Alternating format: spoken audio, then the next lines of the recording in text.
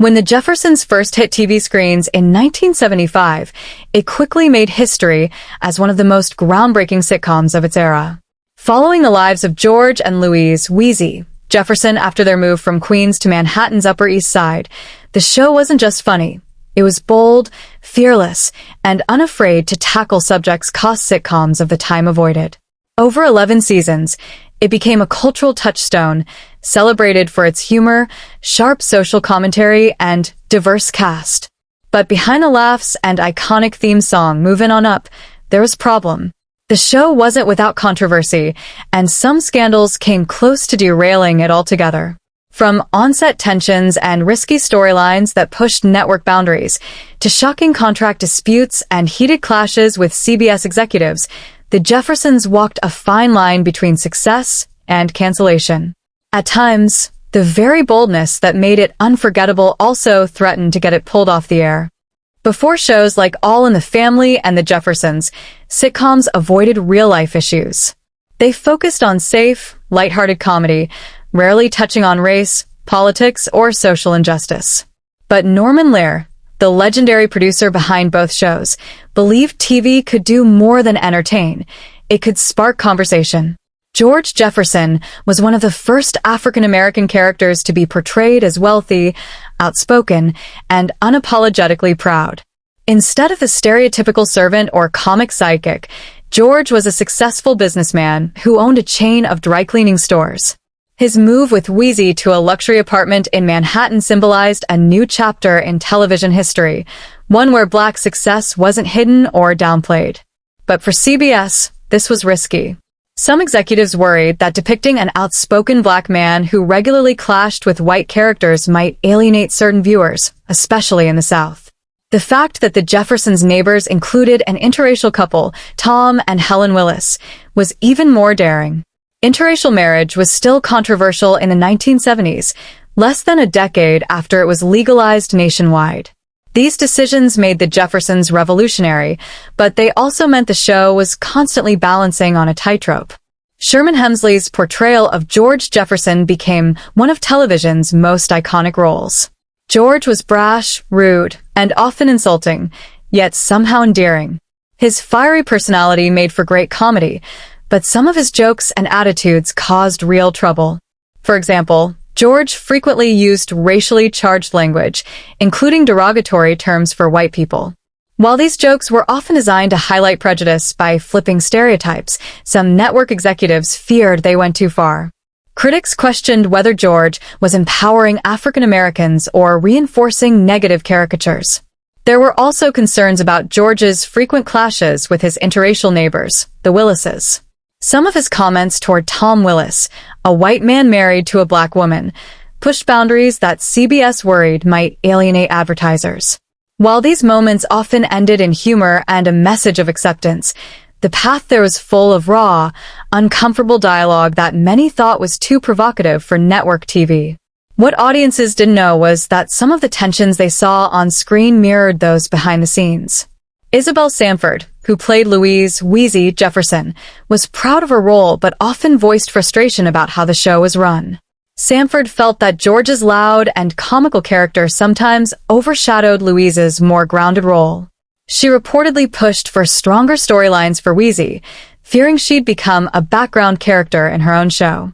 Then there was the question of money. As the Jeffersons grew into a massive success, cast members began to question whether they were being paid fairly compared to stars of other CBS sitcoms. Rumors swirled about salary disputes, with some insiders suggesting that disagreements over pay nearly led to walkouts in the early years. Some of the show's most daring episodes stirred up enough backlash that CBS considered toning things down, or canceling the series altogether. For instance, the Jeffersons addressed racism head-on in ways that most shows avoided. Episodes dealt with discriminatory landlords, hiring biases, and even police mistreatment. These weren't just lighthearted jokes. They reflected real issues affecting millions of Americans. While many praised the show for its courage, others thought these storylines made the sitcom too political. The Willises' interracial marriage was another frequent flashpoint. Some episodes highlighted the prejudice the couple faced from strangers and from George himself. At a time when television almost never showed interracial relationships, these storylines sparked complaints from viewers who felt uncomfortable with what they saw. For CBS, the fear was always whether complaints from vocal groups might spook advertisers. One of the recurring scandals surrounding the Jeffersons was the belief among some executives and viewers that it blurred the line between comedy and activism. Critics accused the show of being too real for a sitcom. Unlike other family comedies of the era, which neatly wrapped problems up in 30 minutes, the Jeffersons often left audiences with lingering, uncomfortable truths. For example, George's success didn't mean racism disappeared. Episodes often showed him facing prejudice in his business ventures or in society at large. This depiction was groundbreaking, but it also worried CBS. Could audiences handle a sitcom that forced them to confront realities they might prefer to ignore? By the late 1970s, The Jeffersons had found its footing as a ratings success. But CBS still considered pulling it after particularly heated backlash over its interracial themes and racial humor. Reports suggest that internal debates among CBS executives nearly led to the show's cancellation as early as its third season. Norman Lear reportedly fought hard to keep it on air, arguing that the show's cultural importance outweighed the risks. By the early 1980s, The Jeffersons had already secured its place as a television milestone. It wasn't just a sitcom anymore. It was a cultural landmark, one of the first to place an affluent black family at the center of a primetime show. But as the seasons went on, the success story grew more complicated. Off-screen battles, creative disagreements, and unexpected scandals began to pile up. And while the Jeffersons' luxurious Manhattan apartment made it seem like the characters were untouchable, the cast and crew behind the scenes knew just how fragile their future really was. As ratings soared, so did the egos and the paychecks.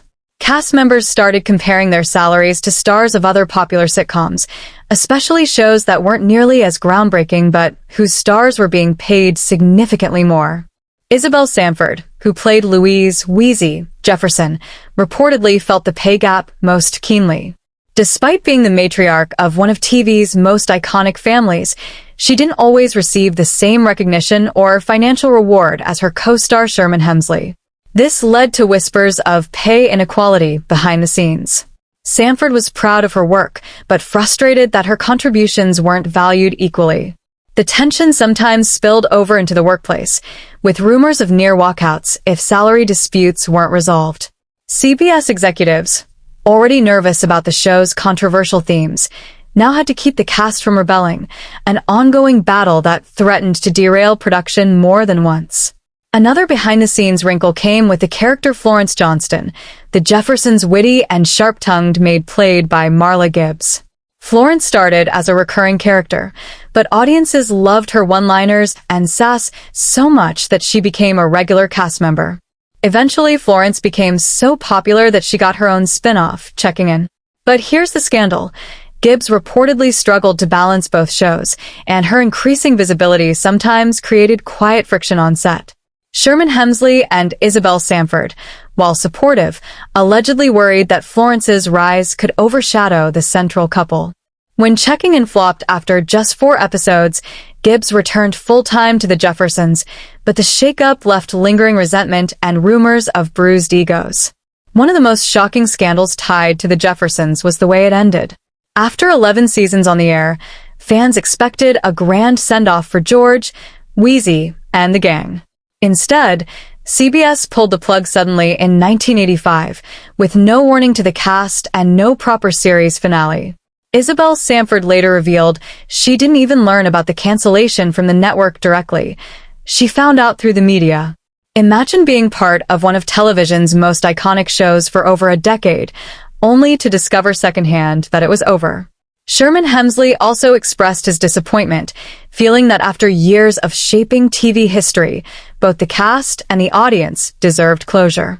For many fans, this felt like a betrayal. After all, The Jeffersons had broken barriers and delivered strong ratings for most of its run. To end it so abruptly, without even a farewell episode, seemed like an insult to the legacy the cast had built. As the years went on, lawsuits began circling the production. Some came from crew members who claimed unfair treatment or improper credit, while others surfaced around royalties and syndication payments. Cast members, too, were said to have considered legal action over profits from reruns. Since The Jeffersons was a spin-off of All in the Family, much of the profit-sharing structure was already complicated. For actors who had carried the show for more than a decade, the lack of fair syndication checks was a sore point that turned into heated negotiations behind closed doors.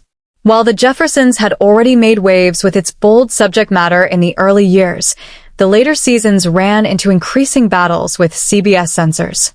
Topics like inappropriate touching, police profiling, and interracial dating continued to surface in the scripts, but CBS often pushed back. Some episodes had to be watered down before airing, and others were shelved completely.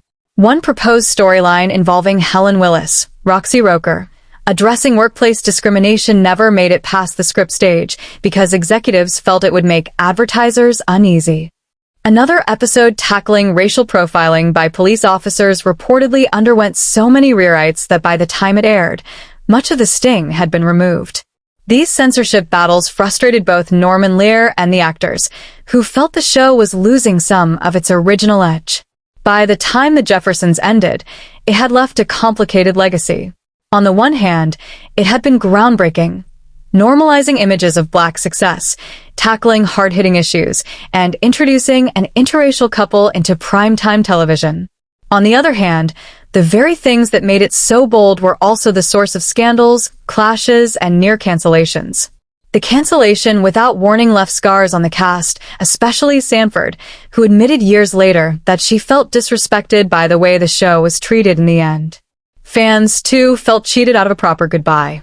And though the show lives on in syndication, its history will always be tied to the behind-the-scenes battles that nearly got it pulled off the air more than once.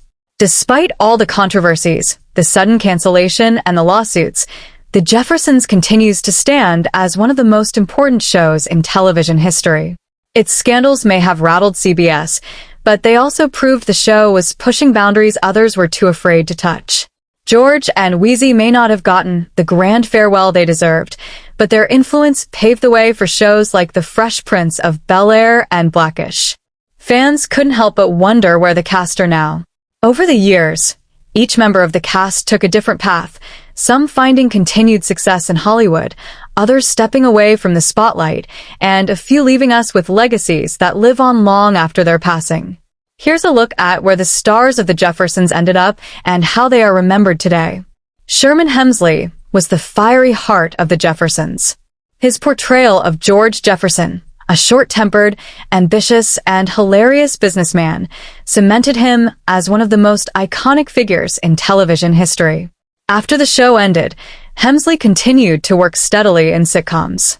He starred in Amen, playing Deacon Ernest Fry, another larger-than-life comedic role that ran for 5 seasons.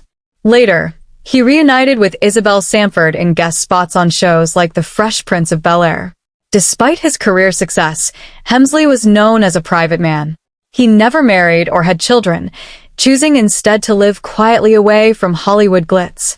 Sadly, Sherman Hemsley passed away in 2012 at the age of 74 from complications related to lung cancer. Even in death, his legacy remains strong. George Jefferson is still considered one of the greatest sitcom characters of all time.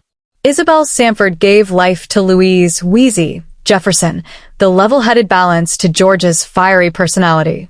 For her role, Sanford made history as the first African-American woman to win an Emmy Award for Best Actress in a comedy series in 1981. After The Jeffersons, Sanford continued acting, often reprising her role as Wheezy in commercials, guest appearances, and even music videos. She became a beloved figure in the entertainment industry, admired for both her talent and her trailblazing achievements. Unfortunately, Sanford's health began to decline in the early 2000s, and she passed away in 2004 at the age of 86. Today, she is remembered not just as Wheezy, but as a pioneer who broke barriers for women of color on television. Florence Johnston, The Jeffersons' sharp-tongued maid, was brought to life by Marla Gibbs, who quickly became a fan favorite. Gibbs was so popular that she was given her own short-lived spin-off, Checking In, before returning to the Jeffersons. Unlike some of her co-stars, Gibbs continued to enjoy a long and steady career after the show ended. She went on to star in the sitcom 227, where she also served as a producer, showcasing her talents behind the camera. Over the years, Gibbs has appeared in countless TV shows, including The Fresh Prince of Bel-Air, Scandal, This Is Us, and Grey's Anatomy. Now in her 90s, Gibbs remains active and admired in Hollywood. She's often honored for her contributions to television and is celebrated as a living legend. Roxy Roker made television history as Helen Willis, one half of the first interracial couple regularly featured on primetime television. Her groundbreaking role reflected her real life. Roker was married to a white man, Cy Kravitz, and was the mother of rock star Lenny Kravitz. Roker continued acting after the Jeffersons, but mostly in smaller roles. She was widely respected for her grace, professionalism, and the barrier-breaking role she played on the show. Sadly, Roxy Roker passed away from breast cancer in 1995 at just 66 years old. Her legacy lives on, both in her work and through her son, who often speaks fondly of her influence. As Tom Willis, Franklin Cover played Helen's husband and George's frequent sparring partner. His portrayal of a white man in an interracial marriage was groundbreaking for the time, and his back-and-forth banter with George often produced some of the show's funniest moments. Cover continued acting after the Jeffersons, appearing in TV shows like Who's the Boss? And Will and Grace. He also had roles in films, including Wall Street. Franklin Cover passed away in 2006 at the age of 77.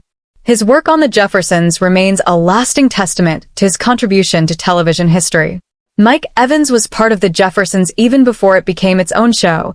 He first played Lionel, George and Wheezy's son on All in the Family.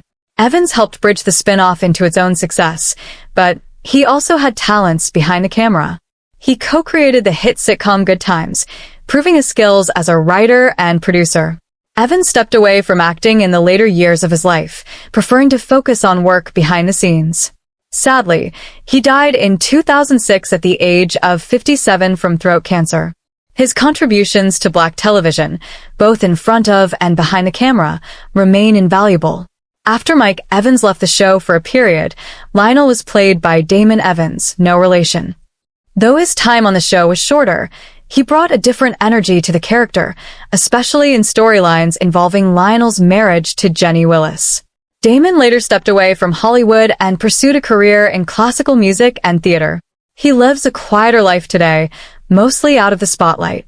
No one could forget George's sharp-tongued mother, Olivia "Mother" Jefferson, played by Zara Cully. Her witty comebacks and constant disapproval of Wheezy made her a scene stealer every time she appeared. Sadly, Cully's time on the show was cut short. She passed away from cancer in 1978 at the age of 86 during the show's run. Her death was felt deeply by the cast and fans alike, as she had already become one of the show's most beloved characters. Looking back, the cast of the Jeffersons faced their share of struggles. Some lived long enough to see their contributions honored, while others passed too soon. But what they built together remains unmatched. They didn't just entertain, they changed television forever.